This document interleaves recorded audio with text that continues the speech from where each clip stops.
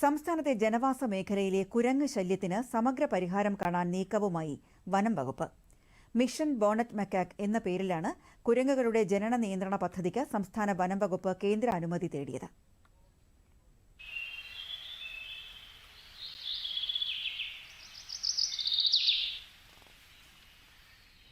ഇന്ത്യയിൽ കേരളം, തമിഴ്നാട്, ആന്ധ്രാപ്രദേശ്, കർണാടക, ഗോവ, മഹാരാഷ്ട്ര, ഗുജറാത്ത് എന്നിവിടങ്ങളിലാണ് ബോണറ്റ് മക്കാക്കുകൾ അഥവാ നാടൻ കുരങ്ങുകളുടെ സാന്നിധ്യം പൊതുവെ കണ്ടുവരുന്നത്.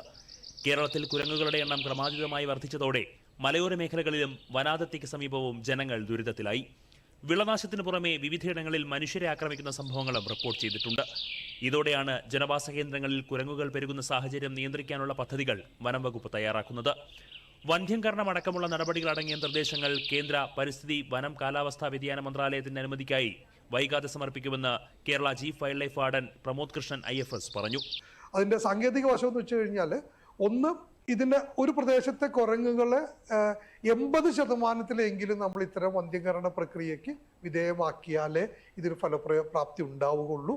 രണ്ട്, അത് ദീർഘകാല അടിസ്ഥാനത്തിൽ നടക്കേണ്ട ഒരു പ്രക്രിയയാണ്. ഷെഡ്യൂൾ 1-ൽ പെട്ട മൃഗമാണ്. ഷെഡ്യൂൾ 1 എന്ന് വെച്ച് കഴിഞ്ഞാൽ ഏറ്റവും അധികം പ്രൊട്ടക്ഷൻ കൊടുത്തിട്ടുള്ള ഒരു സ്പീഷീസാണ്. അപ്പോൾ അതുകൊണ്ട് ഇത്തരം ഒരു ഒരു ഒരു ഒരു ദീർഘകാല അടിസ്ഥാനത്തിലുള്ള പ്രത്യേകിച്ച് വന്ധ്യംകരണം പോലുള്ള പ്രക്രിയകൾക്ക് ഹോട്ട്സ്പോട്ടുകളിലാണെങ്കിൽ കൂടി അനുവാദം തരേണ്ടത് കേന്ദ്ര ഗവൺമെന്റിന്റെ അനുവാദം കൂടി ഇതിന് ആവശ്യമാണ്. കാട്ടുപന്നികൾക്ക് ശേഷം സംസ്ഥാനത്ത് ജനസംഖ്യാ നിയന്ത്രണ നടപടികൾ നിർദ്ദേശിക്കുന്ന രണ്ടാമത്തെ ഇനമാണ് തൊപ്പിക്കുരങ്ങുകൾ എന്നുകൂടി അറിയപ്പെടുന്ന നാടൻ കുരങ്ങുകൾ. മനുഷ്യ വന്യജീവി സംഘർഷങ്ങൾ കുറയ്ക്കുന്നതിനുള്ള 10 പോയിന്റ് പ്രോഗ്രാമിന്റെ ഭാഗമായാണ് വനംവകുപ്പ് മിഷൻ ബോണറ്റ് മക്കാക്ക് തയ്യാറാക്കുന്നത്. പ്രത്യേക സ്ഥലങ്ങളിൽ കുരങ്ങുകളെ വന്ധ്യംകരിച്ച് അവയെ പിടികൂടിയ പ്രദേശങ്ങളിലേക്ക് തന്നെ തിരികെ വിടും. വന്ധ്യംകരണത്തിന് പുറമെ മറ്റ് നിയന്ത്രണ മാർഗങ്ങളും വനംവകുപ്പിന്റെ പദ്ധതിയിലുണ്ട്. ഇക്കോ ടൂറിസം കേന്ദ്രങ്ങളിൽ സന്ദർശകർ കുരങ്ങുകളടക്കമുള്ള മൃഗങ്ങൾക്ക് ഭക്ഷണം നൽകുന്ന രീതിയും ഭക്ഷണ പദാർത്ഥങ്ങൾ അലക്ഷ്യമായി ഉപേക്ഷിക്കുന്ന രീതിയും പൂർണ്ണമായും നിരുത്സാഹപ്പെടുത്തുമെന്ന് ചീഫ് വൈൽഡ് ലൈഫ് വാർഡൻ പറഞ്ഞു.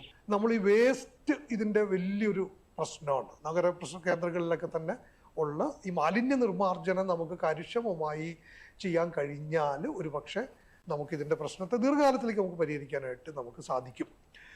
രണ്ട്, നമ്മൾ പ്രത്യേകിച്ച് നമ്മുടെ ഈ ടൂറിസം കേന്ദ്രങ്ങളിലെല്ലാം തന്നെ ചിലപ്പോൾ ഈ പറഞ്ഞ ഭക്ഷണം കൊടുത്ത് ശീലിപ്പിക്കുന്ന ഒരു പദ്ധതി ഉണ്ട്.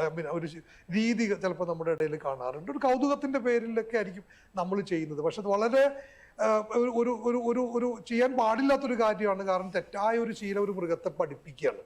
ഇപ്പോൾ ഒരുപാട് നേരം പ്രകൃതിയിൽ അലഞ്ഞ് തിരിഞ്ഞ് തേടുന്ന ഭക്ഷണം വളരെ കുറച്ച് സമയം കൊണ്ട് ഈ കാട്ടിൽ ഈ മനുഷ്യന്റെ കയ്യിൽ നിന്ന് കിട്ടുന്നു വരുമ്പോൾ അത് പിന്നെ മനുഷ്യ കേന്ദ്രീകൃതമായ ഒരു ജീവിത രീതിയിലേക്ക് അത് മാറുകയാണ്. വന്യജീവി സംരക്ഷണ നിയമത്തിലെ ഷെഡ്യൂൾ 1-ൽ ഉൾപ്പെടുത്തിയിരിക്കുന്നതിനാൽ വനം വകുപ്പിന്റെ പദ്ധതിക്ക് കേന്ദ്ര അനുമതി ആവശ്യമാണ്. നേരത്തെ കാട്ടുപന്നികളെ ക്ഷുദ്രജീവിയായി തരംതിരിക്കാനുള്ള സംസ്ഥാന സർക്കാരിന്റെ നിർദ്ദേശം കേന്ദ്രം നിരസിച്ചിരുന്നു. ദൂരദർശൻ ന്യൂസ്, തിരുവനന്തപുരം.